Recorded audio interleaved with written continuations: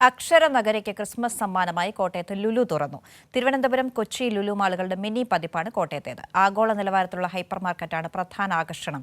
ലുലു കോട്ടയത്തിന്റെ ആധുനികവൽക്കരണത്തിന് കരുത്തേകുമെന്ന് ഉദ്ഘാടന കർമ്മം നിർവഹിച്ച മന്ത്രി വി എൻ വാസവൻ പറഞ്ഞു. യുവത്വത്തിന്റെ മികവ് നമ്മുടെ നാട്ടിൽ പ്രയോജനപ്പെടുത്താൻ കഴിയണമെന്നും ലുലുവിന്റെ വികസന പദ്ധതികളിലൂടെ ഇതാണ് ലുലു ലക്ഷ്യമിടുന്നതെന്നും യൂസഫ് അലി വ്യക്തമാക്കി.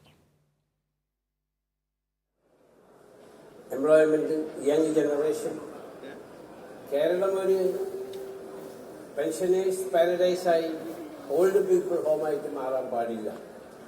ഞാൻ പല സ്ഥലങ്ങളിൽ ചെല്ലപ്പോൾ, ഇപ്പോൾ അടുത്ത് പോളണ്ടിൽ പോയപ്പോൾ അവിടെ മലയാളി സമൂഹം എനിക്കൊരു സ്വീകരണം തരികയില്ല. അതിൽ കണ്ടപ്പോൾ ബിലോ 25 ആണ് 80% ആളുകൾ. പുതിയ പുതിയ പ്രൊജക്റ്റുകൾ വരണം, പുതിയ സംവിധാനങ്ങൾ പറയണം, പുതിയ പഴയ നിയമങ്ങൾ മാറ്റി പുതിയ നിയമങ്ങൾ ഉണ്ടാകണം. എന്നാൽ മാത്രമേ കേരളം ഒരു കമേഴ്സ്യൽ, ഇൻഡസ്ട്രിയൽ, റെസിഡൻഷ്യൽ, ആ മൂന്നും കൂടി വേണം.